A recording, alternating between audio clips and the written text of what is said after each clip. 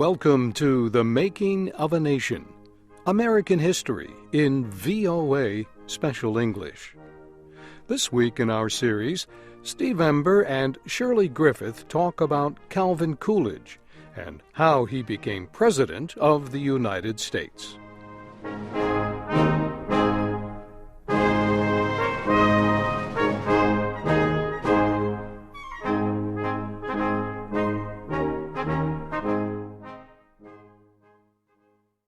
The early 1920s were a troubled time for the United States. Congress and the public began to discover crimes by several officials in the administration of President Warren Harding. Harding himself became seriously sick during a trip to Alaska and western states. He died in a hotel room in California in August 1923. Harding's vice president, Calvin Coolidge, became the new president. Both men were Republicans. Their policies on issues were much the same. Coolidge, however, was a very different man. He was completely honest. He was the kind of president the country needed to rebuild public trust in the government. Calvin Coolidge was quiet and plain-looking. He was the son of a farmer and political leader from the small northeastern state of Vermont. Young Calvin worked at different jobs to pay for his college education. He became a lawyer. He moved to another northeastern state, Massachusetts, where he became active in Republican Party politics. First, he was elected mayor of the town. Then he was elected to the state legislature. Finally, he was elected governor of Massachusetts. It was as governor that Coolidge first became known throughout the United States. In 1919, a group of policemen in the city of Boston tried to start a labor union. This violated the rules of the police department. So the commissioner of police suspended 19 of the union's leaders. The next day, almost 75% of Boston's policemen went on strike. Criminals walked freely through the city for 2 nights. They robbed stores and threatened public safety. Frightened Americans all across the country waited to see what Governor Coolidge would do. He took strong action. He called on state troops to end the strike. He said, "There is no right to strike against the public safety by anybody, anywhere, anytime." Most Americans approved of what Coolidge did. The people of Massachusetts supported him too. They re-elected him governor by a large number of votes. Then in 1920, Republicans nominated Warren Harding for president. They nominated Calvin Coolidge for vice president. When President Harding died in California, Coolidge, his wife, and 2 sons moved to the White House.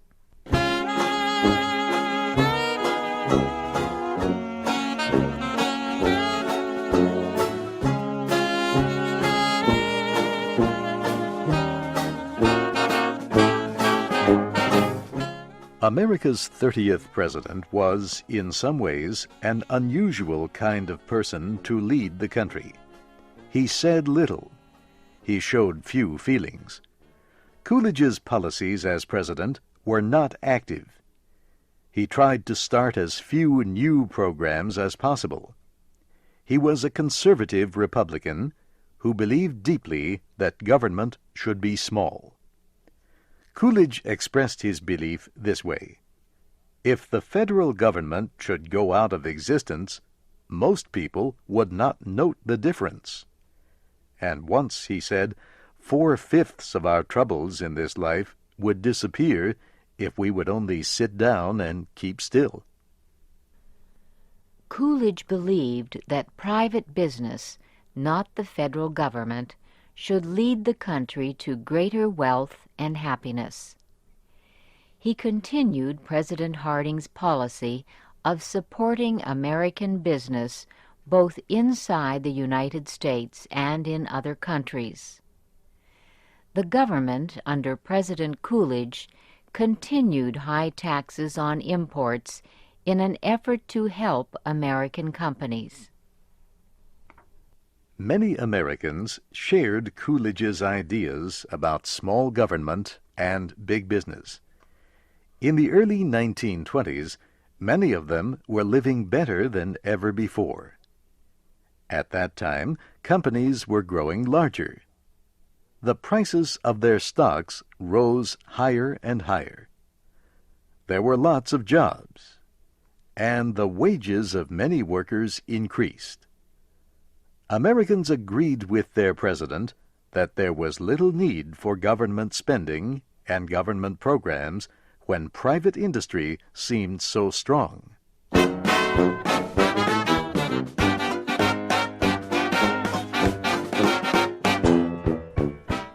The American economy grew in the 1920s for several reasons. The World War had destroyed many factories and businesses in Europe. The United States did not suffer the same destruction. It was still a young country. It had great natural resources, trained workers, and a huge market within its own borders. When peace came, Americans found their economy stronger than any other in the world. Changes in the American market also helped economic growth. Installment buying became popular. In this system, people could buy a product and pay for it over a period of several weeks or months. The total cost was higher because they had to pay interest, but the system made it possible for more people to buy more goods. It also made the idea of borrowing money more acceptable to many Americans. The growing importance of the New York stock markets also helped economic growth in the 1920s. Millions of Americans bought shares of stock in companies that seemed to grow bigger every month. Such investment almost became a national game. People would buy shares of stock, then sell them when the stock rose in value. There were many stories of poor people who became rich overnight by buying the right stocks. The American Congress also helped the economy by lowering income taxes. People had more money to spend on new goods. Another important reason for economic growth was a change in the way American companies were operated.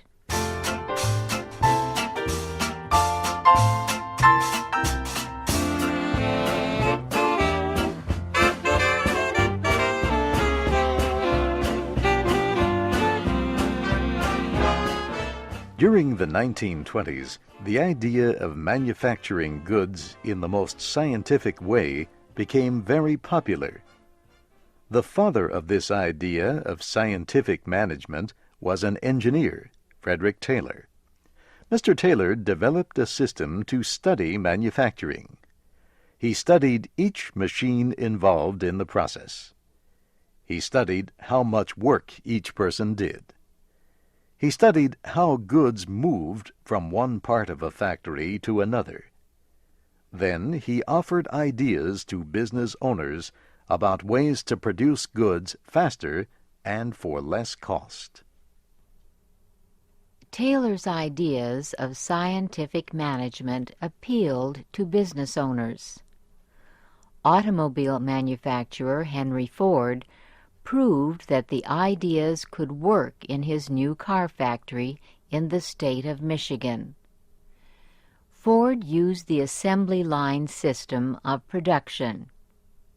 In this system, each worker did one thing to a product as it moved through the factory. This helped cut prices and increase wages. Ford and other businessmen learned a great deal about how to control costs, set prices, and decide how much to produce. All these changes in production and marketing helped Ford and other American companies grow larger and stronger. Henry Ford's Model T car became popular throughout the country. So did other new products: radios, refrigerators for cooling food, vacuums to clean carpets, ready-made cigarettes, beauty products. Americans in the 1920s began to buy all kinds of new products they had never used before. Calvin Coolidge was in the White House. However, business led the nation. Times were good. Americans trusted business and its leaders. It became an honor to call someone a businessman. Colleges organized business classes. Middle-class citizens in almost every city and town gathered to discuss business ideas.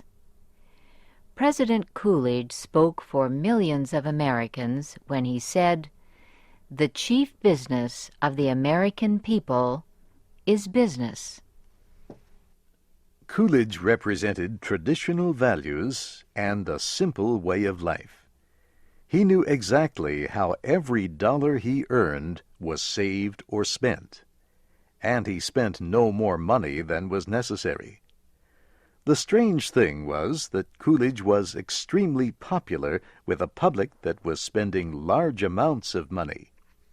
Some economic experts warned that the country's quick economic growth would end in economic depression. Most Americans, however, believed that the good times had come to stay. They enjoyed the good things in life that work and success in business could bring. On our next program, we will see how the economic growth of the 1920s brought exciting changes to the day-to-day life of millions of Americans.